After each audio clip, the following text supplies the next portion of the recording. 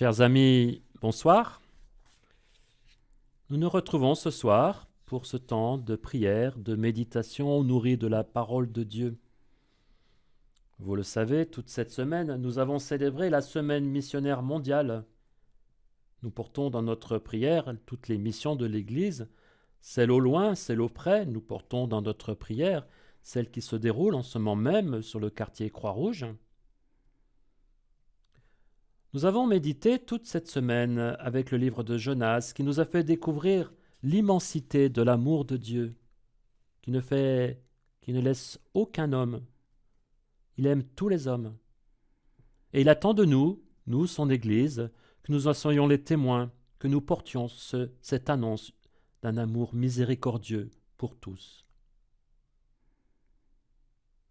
J'étais toute cette semaine avec Jocelyne Anthony, que nous connaissons bien, épouse de Jean-Georges, diacre de notre Église. Elle est ici au nom de son appartenance à la famille Lassalienne, comme on dit, c'est-à-dire de ceux qui cherchent dans leur vie, dans leur travail d'éducateur, à poursuivre l'œuvre de Saint Jean-Baptiste de La Salle. Saint Jean-Baptiste qui, en son temps et à sa manière, a voulu être le témoin de cet amour miséricordieux pour ceux qui ne l'entendaient pas, ceux qui étaient laissés pour compte, les plus petits et les plus pauvres dans notre ville de Reims d'abord. Entrons dans la prière. Au nom du Père et du Fils et du Saint-Esprit. Amen. Évangile de Jésus-Christ selon saint Luc. En ce temps-là, Jésus disait à ses disciples : « Je vous le dis, quiconque se sera déclaré pour moi devant les hommes, le Fils de l'homme aussi se déclarera pour lui devant les anges de Dieu. Mais celui qui m'aura renié en face des hommes sera renié à son tour en face des anges de Dieu. Quiconque dira une parole contre le Fils de l'homme, cela lui sera pardonné. Mais si quelqu'un blasphème contre l'Esprit Saint, cela ne lui sera pas pardonné. Quand on vous traduira devant les gens des synagogues, les magistrats et les autorités, ne vous inquiétez pas de la façon dont vous vous défendrez, ni de ce que vous direz, car l'Esprit Saint vous enseignera à cette heure-là ce qu'il faudra dire.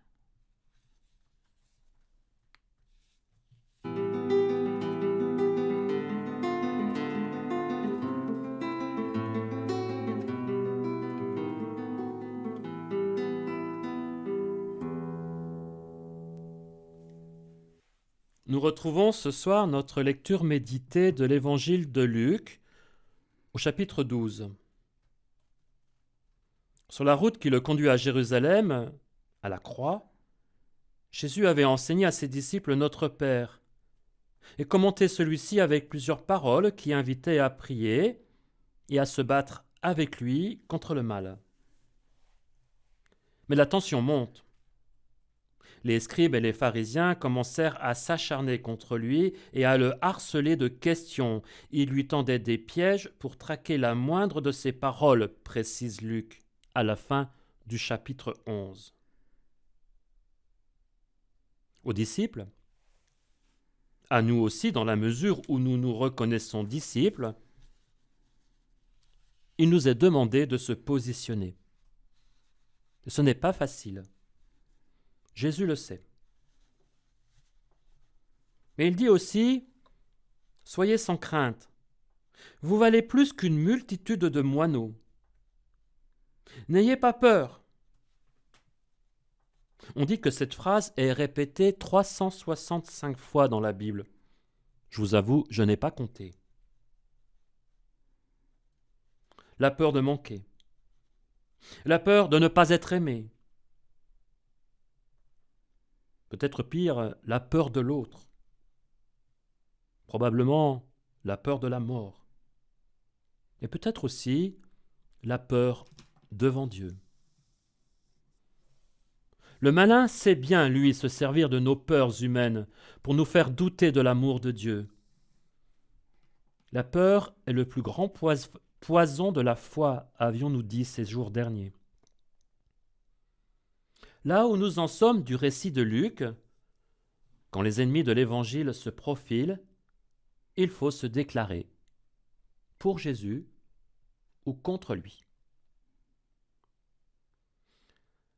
Alors que notre adhésion à la foi reste trop souvent timorée, que notre témoignage demeure timide et discret, que nos engagements de chrétiens sincères, certes, mais quelque peu réservés, il semblerait que c'est Jésus lui-même qui le provoque et qui en fait une question sine qua non. Quiconque se déclarera pour moi devant les hommes, le Fils de l'homme aussi se déclarera pour lui devant les anges de Dieu, dit-il. Mais celui qui m'aura renié en face des hommes sera renié à son tour en face des anges de Dieu. On lit dans le livre de l'Apocalypse, ainsi parle l'Amen, le témoin fidèle et véritable, le principe de la création de Dieu. Je sais tes œuvres. Tu n'es ni froide ni bouillante. Que n'es-tu froide ou bouillante? Mais parce que tu es tiède et non froide ou bouillante, je vais te vomir de ma bouche. Jésus n'aime pas les tièdes, a-t-on envie de dire. Et pourtant, au soir de son arrestation, ses disciples avaient fui. Pierre avait renié. Seules les femmes restèrent, mais en pleurs. Les premiers missionnaires de l'Évangile ne sont pas très ardents. Qu'en sera-t-il de nous? Jonas, lui aussi, a fui, tiède. Et pourtant, par lui, Dieu a manifesté aux païens sa miséricorde.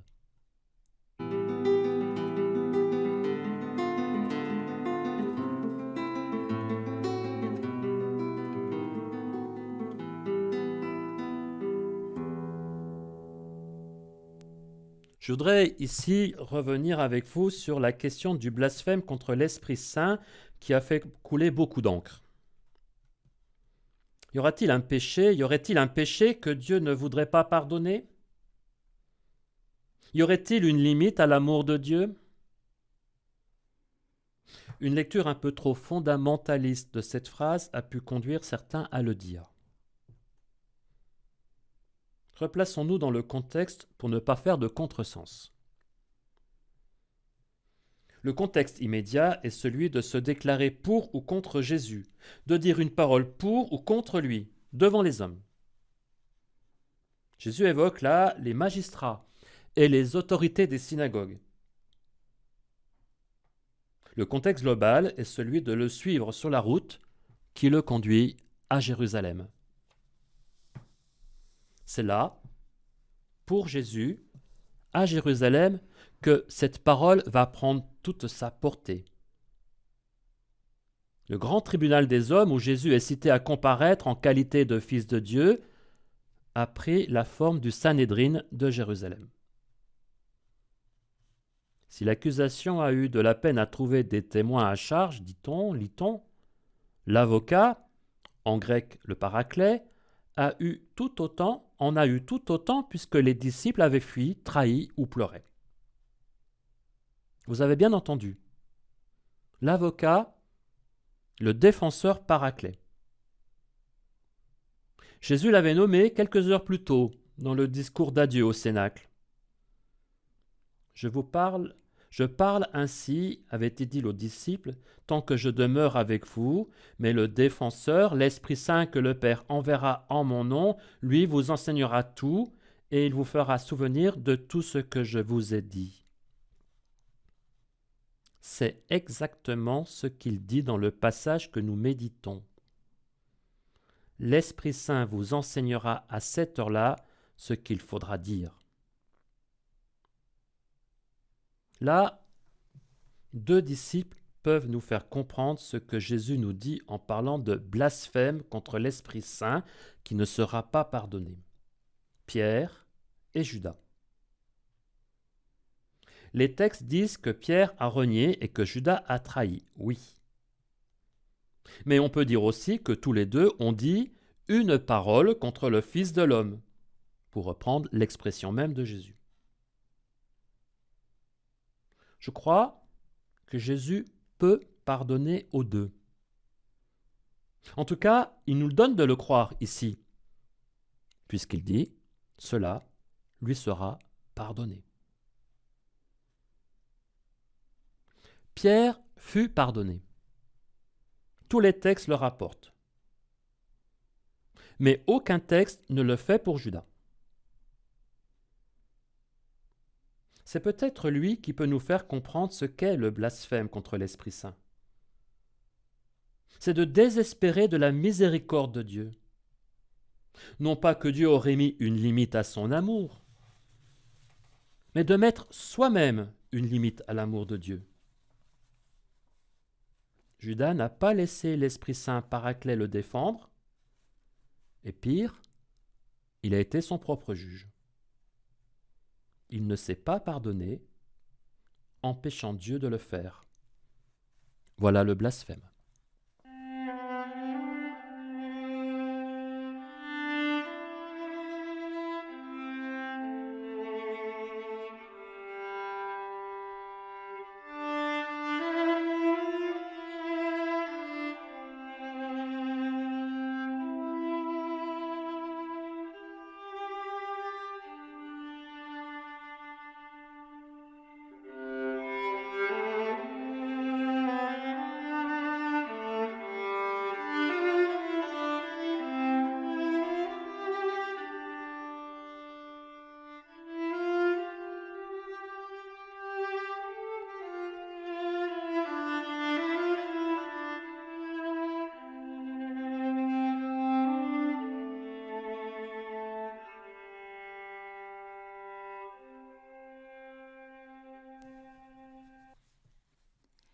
L'Église n'est pas pour les tièdes. Voici une méditation du pape François à la messe du matin à la chapelle de la Maison Saint-Marthe, mardi 23 mai 2017. Quand le peuple de Dieu était tranquille, ou servait la mondanité, je ne dis pas les idoles, non, mais la mondanité était dans la tiédeur, le Seigneur envoyait les prophètes. Mais les prophètes étaient persécutés, battus. Pourquoi ? Parce qu'ils gênaient. C'est une dynamique qui a eu lieu encore aujourd'hui dans l'Église. Quand quelqu'un dénonce de multiples attitudes de mondanité, il est regardé de travers. Cela ne va pas. Il vaut mieux qu'il s'éloigne. Un peu plus loin dans sa méditation, le pape voit une origine à cette tiédeur. Voilà le mot, argent. En effet, l'esprit malin entre toujours par les poches, et quand l'Église est tiède, tranquille, bien organisée, qu'il n'y a pas de problème, on regarde là où on peut faire des affaires, immédiatement. Apparaît ainsi clairement le chemin de notre conversion quotidienne. Passer d'un état de vie mondaine, tranquille, sans risque, catholique, oui, mais comme ça, tiède, à un état de vie de la véritable annonce de Jésus, à la joie de l'annonce du Christ.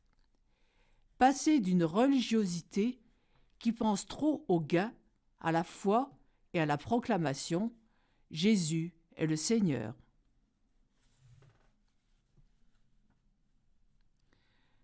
Dans un autre domaine, mais dans le même esprit, l'Esprit qui parle par la bouche des disciples. Saint Jean-Baptiste de La Salle écrit cette méditation pour le temps de la retraite pour ses maîtres, les frères des écoles chrétiennes. Il leur dit : Comme vous êtes les ambassadeurs et les ministres de Jésus-Christ, dans l'emploi que vous exercez, vous devez le faire comme représentant Jésus-Christ lui-même. C'est lui qui veut que vos disciples vous envisagent comme lui-même, qu'ils reçoivent vos instructions comme si c'était lui qui les leur donna, devant être persuadés que c'est la vérité de Jésus-Christ qui parle par votre bouche. Ce n'est qu'en son nom que vous les enseignez, et c'est lui qui vous donne l'autorité sur eux, et qu'ils sont eux-mêmes la lettre qu'il vous a dictée, et que vous écrivez tous les jours dans leur cœur, non avec de l'encre, mais avec l'Esprit de Dieu vivant, qui agit en vous et par vous. Que ton nom soit sanctifié, prions-nous. Que ton règne vienne, demandons-nous. Que ta volonté soit faite pour que nous la fassions. Ensemble nous prions. Notre Père, qui es aux cieux, que ton nom soit sanctifié, que ton règne vienne, que ta volonté soit faite sur la terre comme au ciel. Donne-nous aujourd'hui notre pain de ce jour. Pardonne-nous nos offenses, comme nous pardonnons aussi à ceux qui nous ont offensés. Et ne nous laisse pas entrer en tentation, mais délivre-nous du mal. Car c'est à toi qu'appartiennent le règne, la puissance et la gloire, pour les siècles des siècles. Amen. Dieu qui montre aux égarés la lumière de ta vérité pour qu'ils puissent reprendre le bon chemin, donne à tous ceux qui se déclarent chrétiens de rejeter ce qui est indigne de ce nom et de rechercher ce qui lui fait honneur. Par Jésus-Christ, ton Fils, notre Seigneur, qui vit et règne avec toi dans l'unité de l'Esprit, aujourd'hui et pour les siècles des siècles. Amen. Et que Dieu Tout-Puissant nous garde et nous bénisse, le Père, le Fils et le Saint-Esprit. Amen.